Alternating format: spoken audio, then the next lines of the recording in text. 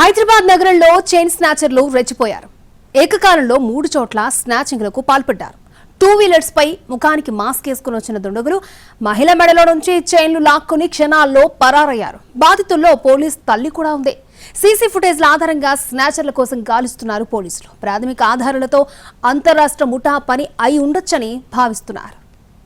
కొన్ని రోజులుగా చడి చప్పుడు లేని చైన్ స్నాచర్లు మరోసారి తెగబడ్డారు. ఒకే రోజు ఒకే సమయానికి 3 ప్రాంతాల్లో చైన్ స్నాచింగ్లకు పాల్పడ్డారు. ఒక్కసారిగా జరిగిన ఈ ఘటనలు కలకలం రేపుతున్నాయి. హయత్ నగర్, నాగోల్, చైతన్యపురి పరిధిలో చైన్ స్నాచర్లు రెచ్చిపోయారు. మహిళల మెడలో నుంచి పుస్తల తాడు దొంగలించి పరారయ్యారు దుండగులు. హయత్ నగర్లోని అంజనాద్రి నగర్లో రోడ్డు వెంట నడుచుకుంటూ వెళ్తున్న విజయ అనే మహిళ మెడలో నుంచి చైన్ లాక్కొని వెళ్లిపోయారు స్నాచర్లు. 2 వ్యక్తులు బైక్ మీద వచ్చారని, ముఖాలకు మాస్క్ ధరించి ఉన్నారని చెప్తోంది మహిళ. తన మెడలో ఉన్న 3.3 తులాల పుస్తల తాడు లాక్కొని క్షణాల్లో మాయమయ్యారని చెప్తోంది. నాగోల్ పరిధిలోని బ్లైండ్స్ కాలనీలో కూడా ఓ చైన్ స్నాచింగ్ ఘటన జరిగింది. ఇక్కడ బాధితురాలు ఓ పోలీస్ ఆఫీసర్ తల్లి. సైబర్ క్రైమ్లో ఎస్ఐగా విధులు నిర్వహిస్తున్న తన కొడుకు దగ్గరికి వెళ్లి వస్తున్న మహిళ మెడలో నుంచి చైన్ లాక్కొని వెళ్లారు దుండగులు.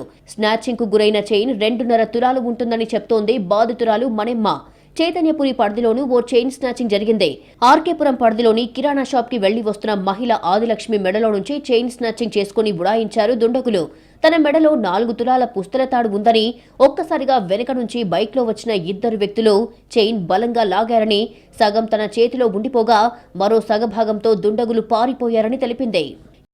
మేము టెంపుల్కి పోయేస్తున్నాం, ఆంజనేయ స్వామి టెంపుల్కి పోయేస్తుంటే కిరాణా షాపులో తను నా పక్కన ఎదురుగా అంటే బనానాకి డబ్బులు ఇవ్వాలంటే వెళ్ళి తను ఇద్దరం కలిసి మళ్ళీ నడుచుకుంటూ వస్తున్నాం. వాడు వెనకంగా వచ్చిండు, వెంపటే చైన్ దింపుకొని పరారైండు. నేను వెనకంగా ఉరికినా కూడా ఎవరు కూడా ఆపలే. అక్కడ దొంగ అంటే నాకే అప్పుడు తొయ్యలేదు. 3 తులాలు 3 గ్రాములు. 9కి 9:10 అయింది.